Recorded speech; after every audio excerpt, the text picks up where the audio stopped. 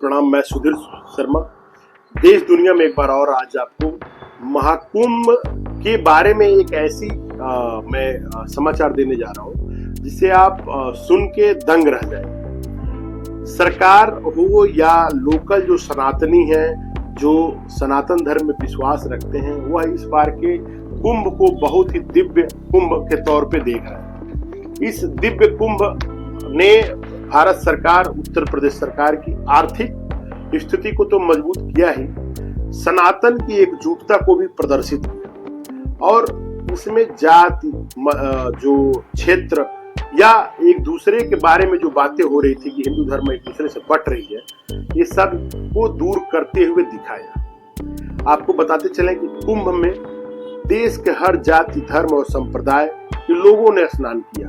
क्षेत्र से उठ के लोगों ने स्नान किया। लोगों से कहा जा रहा था कि ये क्षेत्र, ये लोग एक दूसरे में बटे हैं, हिंदू धर्म में काफी बटाव हो रहा है। लेकिन घाट पे ब्राह्मण, ठाकुर, क्षत्रिय, वैश्य, शूद्र सारे लोग स्नान कर रहे थे। एक ही घाट पे कोई किसी से जाति नहीं पूछ रहा था। ये हमारे सनातन धर्म के विराट स्वरूप को दिखाता है और बताता है कि सनातन धर्म काफी विराट है।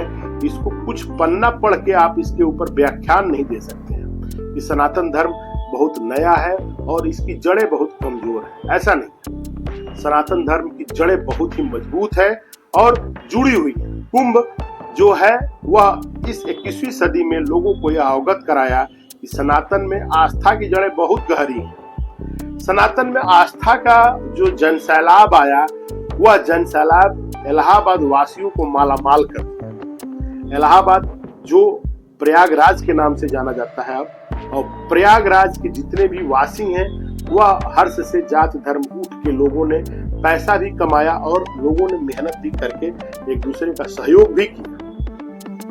उत्तर प्रदेश सरकार अपना रिकॉर्ड बता रही है कि हम 3 लाख करोड़ रुपया रेवेन्यू के तौर पर कमाए। भारत सरकार भी करीब करीब इतना ही मान रही है। और उत्तर प्रदेश सरकार जो कि इस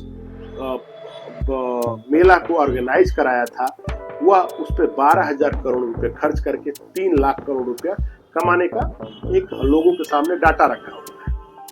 मैं आपको बताने जा रहा हूं कि जो नाविक समुदाय से एक नाविक ने अपनी आय का खुलासा मीडिया के सामने किया। मीडिया ने जब उनसे पूछा कि आपने कितना रुपया कमाया, तो उन्होंने बोला कि मैं इस महाकुंभ के 45 दिन के पर्व में 30 करोड़ रुपया मैंने 45 दिन में कमाया। 30 करोड़ रुपया के आंकड़ा आते ही पूरे मीडिया में हाहाकार मच गई और यह मैटर जो है विधानसभा में योगी सरकार के द्वारा, योगी जी के द्वारा खुद उठाया गया और बताया गया कि जो लोग कुंभ में इसके इनकम को लेके और इसकी संपन्नता को लेके, सफलता को लेके बातें कर रहे हैं, उसमें एक सिंगल नाविक 30 करोड़ रुपया 45 दिन में कमाया है, जो कि इसकी सफलता को दिखाता है। आइए आपको हम बताते हैं कि एक नाविक 30 करोड़ की जर्नी कैसे किया। उन्होंने 6 महीना पहले से 130 नाव का इंतजाम किया, यानी उन्होंने नाव बनवाया। नाव बनवाने के लिए उन्होंने लोकल साहूकारों से और अपने रिश्तेदारों से भी पैसा उठाना पड़ा, तो उन्होंने उठाया। यह एक एंटरप्रेन्योरशिप का भी उदाहरण रहा। उन्होंने 130 नाव बना के और कुंभ में चलाने के लिए तैयार कर लिया। 130 नाव से पर डे के हिसाब से उन्होंने जो बचत किया, उसको 45 दिन बाद उन्होंने जोड़ा, तो वह 30 करोड़ शुद्ध मुनाफा कमाए, खर्च काट के और कर्ज सारा पाट के।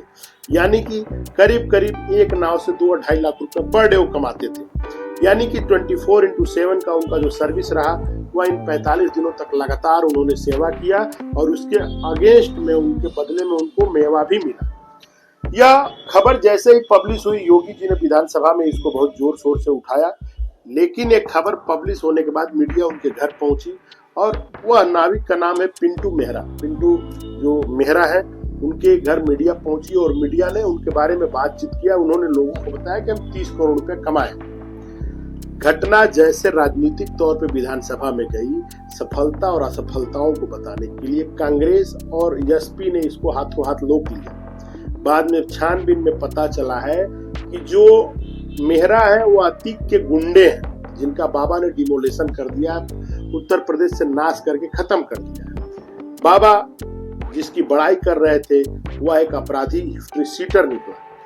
वह खुद नहीं, वह उनके पिताजी, जिनका नाम बच्चा मेहरा है, और उनके 3 पुत्र, जिसमें पिंटू मेहरा जो इंटरव्यू दिए, जिन्होंने बताया हम 30 करोड़ रुपए का है, उनके बड़े भाई और उनके छोटे भाई भी हिस्ट्री सीटर है और ये लोग नैनी थाने में अवरुद्ध है।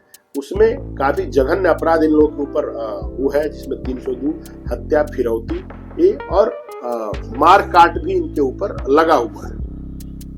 अब बात ये आती है कि कांग्रेस कह रही है कि हिस्ट्री सीटर की बखान कर रहे थे, योगी जी विधानसभा में आके हिस्ट्री सीटर का बखान कर रहे थे, लेकिन यहाँ पे किसी भी उसके कर्म का व्याख्या नहीं हुआ। एक एंटरप्रेन्योरशिप की बात हुई कि सनातन धर्म के इस महामेला में एक सिंपल नाविक हो, वो भी 30 करोड़ रुपया कमाया। अगर एक दबंग तौर पे नाविक ने 30 करोड़ कमाया तो एक दबा कुचला क्या 20 लाख रुपया भी नहीं कमाया होगा। यानी कि नाविकों की संख्या में हर नाविक लखपति बना और उसमें कुछ लोग करोड़पति भी बने। यानी कि जो संगम में महाकुंभ का मेला का आयोजन हुआ वह पूरे प्रदेश और प्रयागराज को समृद्धता के तरफ आगे बढ़ा दिया। यह भगवान की महिमा कहिए या सरकार की व्यवस्था को कहिए, जो इस काबिल लोगों को वहां पे सुविधाएं दिया कि लोगों ने भर भर गाड़ियां वहां जाना चालू किया और दोनों हाथ से पैसा लुटाना उन्होंने वहां चालू किया। उसका फायदा प्रदेश की इकोनॉमी को और प्रयागराज के लोगों की आर्थिक माली स्थिति को सुधारने में बहुत जोरों से हुआ।